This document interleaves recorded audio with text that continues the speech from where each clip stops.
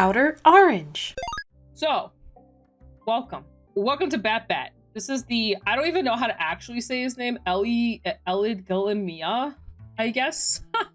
Like, I don't even know how to say this guy's name, but I've been personally calling him Bat since like day one. Like, I don't know if I coined the name or not, but I called him Bat a while ago, and Philip started calling him Bat. It kind of went down that path. Yeah, there is a technician version. I actually really like the technician version. I guess we'll talk about both. So the Bat is out in English for the most part. We have everything but 2 cards.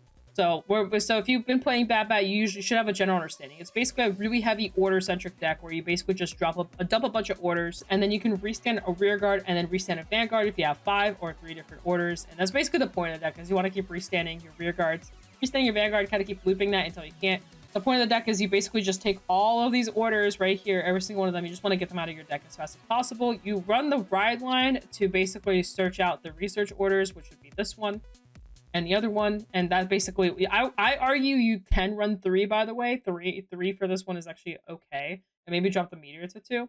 But yeah, basically you just want to keep digging for orders and keep playing them, and then eventually just keep looping that over and over again. But now we got some new cards that made this deck a lot better.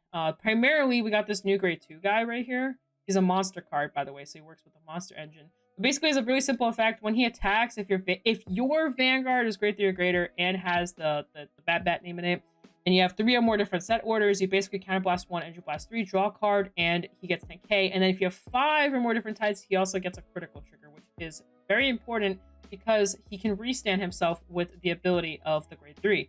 So, and it's not once per turn, which is a very, very big key part of this deck. It not being once per turn, which means you can do it multiple times, which means it's getting another crit, which means it's getting another 10k. So it becomes a 20k. It starts as a 10, becomes a 20k, become a 30 for 3 damage. And keep in mind, your opponent has already dealt with your Vanguard swing a couple times. Very aggressive card. Now, it is a little energy restricted. You can't go balls to the walls, but you can kind of get there depending on how you're playing it. The other new card that we got is this guy right here. It's a very simple card. This guy escalates the speedness of your orders, which is very important. He says if your Vanguard is grade 3 or greater and also has Bat in its name, you can retire him, reveal any number of set orders from your hand, and from 3 or more, you can place them all in the set order, and if you place them all, you get to draw a card. So basically, he kill himself off, place a bunch of orders into the order zone, and then you draw off of it, which means you can speed up the process of how many orders are in your order zone. It's a very important card. You can loop this card. That's basically what you want to do. You want to loop this guy. What you usually want to do is you play the promo guy, you Soul Blast 2, call him out, use his effect to then get this guy back to your hand, and then use his ability to do it. So you basically retire him, you use the effect of this to put him back in the monster zone, and then you use this card to bring him back into your hand, and then you use him again. That's basically sort of the combo if you're trying to like go balls to the walls with like orders. In between all that, you can like play a couple orders, do a couple things. Keep in mind, all the orders you're placing are being played, so you're drawing cards in between them. In between all this stuff, so you might like play this the first time, put a bunch of draw cards in, draw a ton of cards. Then you know you sack him, get this guy out, get him back again. Maybe you drew more orders. Guess what? Now you can put more orders in the order zone, rinse and repeat, right? And then basically, after that, it's really simple. You just swing with the grade 2, swing with the grade 3, end the battle, restand the grade 3, restand the grade 2, swing with the grade 2, swing with the grade 3, restand the grade 3, restand the grade 2, and then do it again. That's basically what you're doing. So, very aggressive deck. Keep in mind the orders can retire. They can find you cards. You can bind cards. You can draw this card. You can let your grade 2s boost, so you can call it the Soul Blast 2 guy. Put him in the background, that he can boost on top of that, which is also very important. Yeah. As Derp stated, you'll set anywhere from 3 to 18 orders for some games. So that is very true. This is very true. You can draw cards, like a ton of them, basically. You can get your tokens out, again, just for more pressure on the board stance. Keep in mind, tokens are 15k, so they make magic numbers with your grade 2s and behind Vanguards. Got the meteor here just for soul charge. That way you can soul blast more if you need to. This guy is just basically your engine for your monster cards. You basically want to shove monsters in there to then get them back out with the promo. And then just another meteor from there. So that's basically like the deck. It's very simple. You're basically just deck thinning from turn 1 to 3, and then you just blast your opponent's skull in. Now you can also run. You always run draws. You can run 2 PGs. 2 PGs is risky, but I mean, I guess you're just killing your opponent. This guy ran heals, but there are some lists that aren't running heals as well. But here's another version. This one's running the technician, or the tachyon. I think it's called tachyon. I don't remember exactly, but I will say I think fronts are better. Someone's discussing draws. I agree with the fronts more over than draws. If you check fronts on your drive checks, oh man, it's game over. It is game over. I'm just saying. So this list is a little bit different. It's a little bit less on that high roll end. It's gonna a little bit. It basically wants to find pieces, the order pieces as best as possible. This actually isn't bad because you can discard this off of this as well, and it will proc actually. So you basically get to just deck in as many cards as you want as fast as possible. Because it's just good. And also running the 4 copies of grade 1. You can go to technician round if you want. You may want to change your order lineup a little bit. You can just keep digging. And yeah, and as Derp mentioned, turn 2, you can get extra copies of Tachyon and just kind of keep digging through your deck as much as possible. You'll notice this deck actually runs 4 fronts in their deck over like the 7, over like the 8. Actually, no, this deck is running 1 less heal.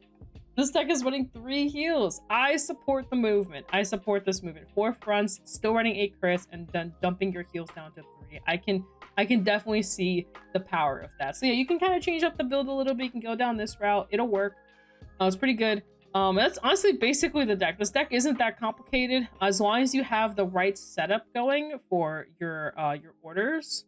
As long as you have the loop going with this guy and you understand that you can grab this guy back and loop him, that's basically like the 2 things you gotta like drill in your head that you can do. And after that, you make decisions based off of how you want to just play the game. You'll notice this deck doesn't run perfect cards either. There's no PGs. That's crazy. Oh, 7 fronts is wild. I don't know about 7 fronts. I think 7 fronts is a little too much. A little too much. But anyway, yeah. Honestly, that's the deck. They're really, like I said, this deck isn't like that deep. It's just really good at what it does. It is a yellow deck. It's really good. I think this deck is actually insanely strong. It can beat any deck in the room. What it can't beat is the OT. That's the only thing it can't beat, but that's like every deck, right? So guarding pattern against it. In all honesty, you're kind of you want to probably take the first couple attacks, right? And then you want to like block the ending attacks and hope you check triggers. In all honesty, because it gets bigger and bigger. You can't take 3 crit, right? You can take 1 to 2 damage. You can't take 3. I think you have to also early guard into this deck like crazy. You want to stay at 0.